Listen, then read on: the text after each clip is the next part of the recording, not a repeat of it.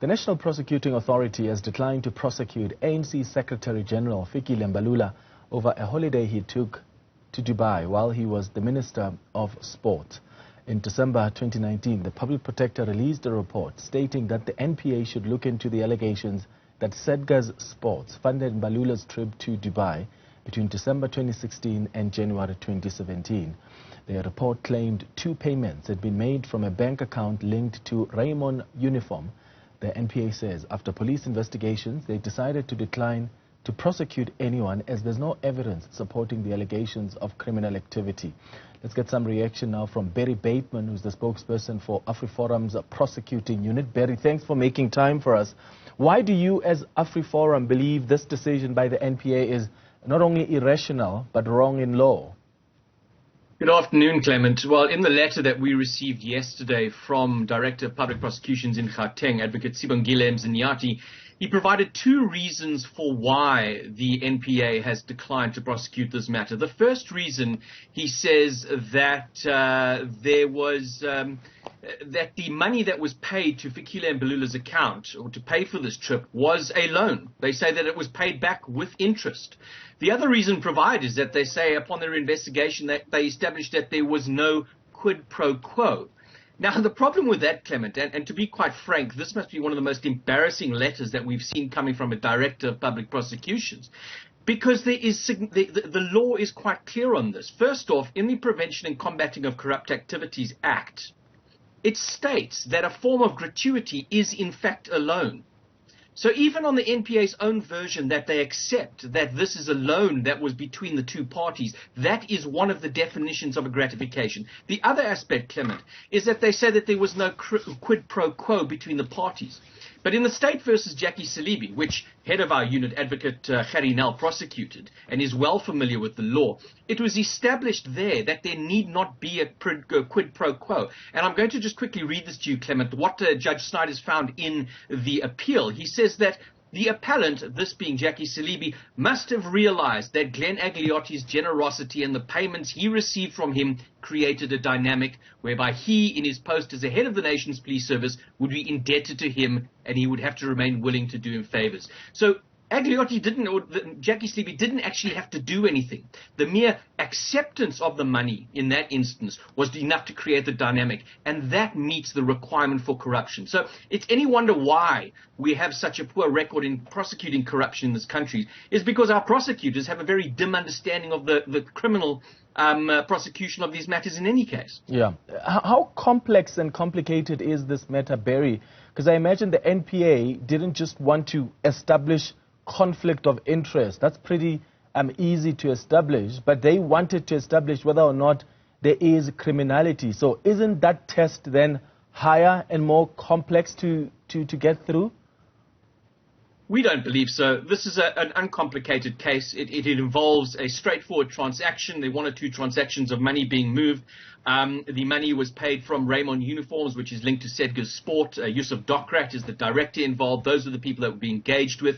The money was paid to the travel agency to settle the debt. Importantly, and we believe this is, now the state has accepted, or they believe, the version from the suspect here that this was a loan. We say it wasn't a loan.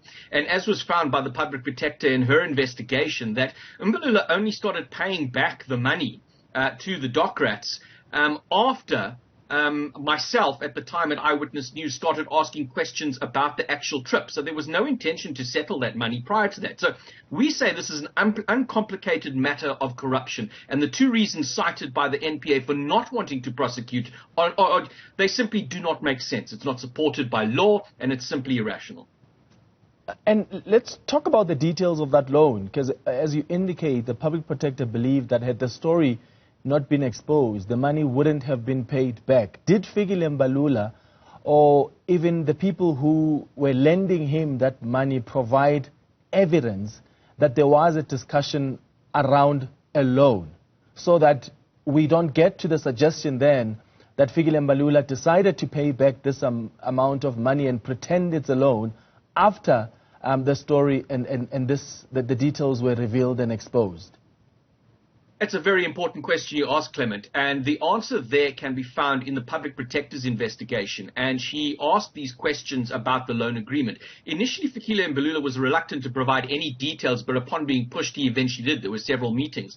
And it was there that he said that there was a loan agreement, but he could provide no evidence that there was a loan agreement entered into prior to him going overseas. And it appeared that this a verbal agreement that he referred to, so there's nothing in writing, was only entered into ex post facto, in that the money was sought when the travel agent started asking Fikile Mbalula to pay for his holiday. He had gone on holiday without it being settled. Now he needed the money. He went to Mr. Docrat, allegedly concluded this loan, and the money was paid from there to the travel agent. So there is no evidence of a loan agreement being conducted or agreed upon before he even went on holiday or needed to be paid back. Yeah. And that's part of the difficulty that the public protector had in accepting his version.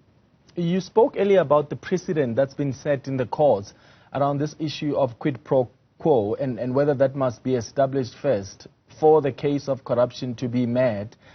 But the NPA, Barry, has been working on this decision for about 4 years, right? Why did it take so long for the NPA to make this decision? 4 years is a long time. How did this delay prejudice the chances of a successful prosecution?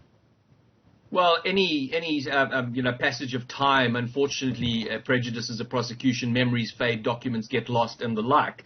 But why did the NPA take so long? Well, it's anybody's guess. I mean, it's an uncomplicated matter. We've been writing to them for years, asking them what they're doing.